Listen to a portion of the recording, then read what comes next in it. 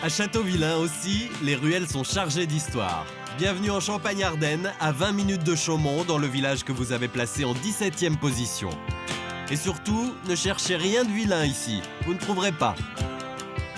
Ce n'est pas Catherine, Castelvillanoise depuis 50 ans, qui vous dira le contraire. Châteauvillain, pour moi, c'est cette rivière, c'est la forêt qui jouxte la ville, ce sont ces pierres chaudes qui ont été taillées par la main de l'homme. Tout un témoignage chaleureux. Et on comprend son enthousiasme à Catherine, car Châteauvillain regorge de ruelles et de passages couverts du XIIIe siècle. Mais elle affiche aussi de splendides maisons à vieilles pierres, témoins d'un riche passé. Pour s'y replonger, halte obligatoire à la tour de l'Auditoire, l'emblème de la cité. C'est ici que le seigneur rendait la justice au Moyen-Âge. L'occasion de découvrir une expression connue de tous, née à cette époque. Quand la personne était jugée, on détachait la partie du parchemin qui la concernait, on la pliait, on la mettait dans un sac, et ensuite on disait l'affaire est dans le sac et plus jamais on ouvrait le sac. Et comme il ne faut jamais dire jamais, des siècles plus tard, les sacs ont été rouverts et des jugements pour le moins surprenants ont été découverts. Dans cette tour, on a jugé des animaux.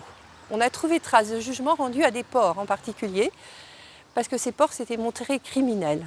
Ils étaient convoqués officiellement, et bien entendu, comme ils ne pouvaient pas se défendre seuls, ils avaient droit à des défenseurs. Aujourd'hui, fini les cochons hors la loi à Châteauvillain. D'autres animaux, beaucoup moins agressifs, ont recueilli les faveurs des villageois.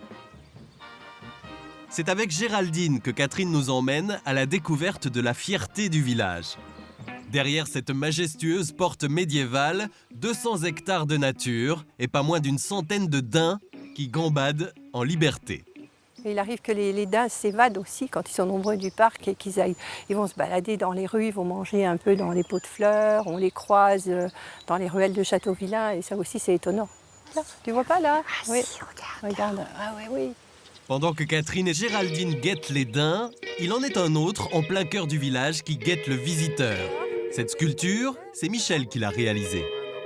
Il est caché sans être caché et il épie un peu tout le monde.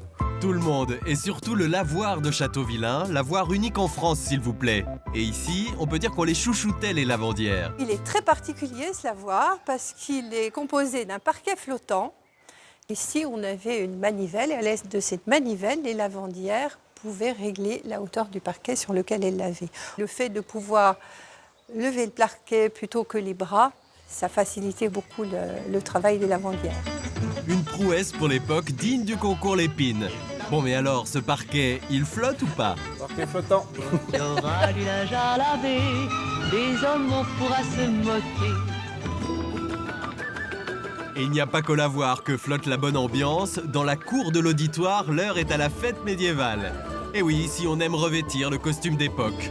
Les enfants découvrent avec Jeannot les secrets des plantes du Moyen-Âge, pendant que villageois et troubadours savourent un moment passé ensemble.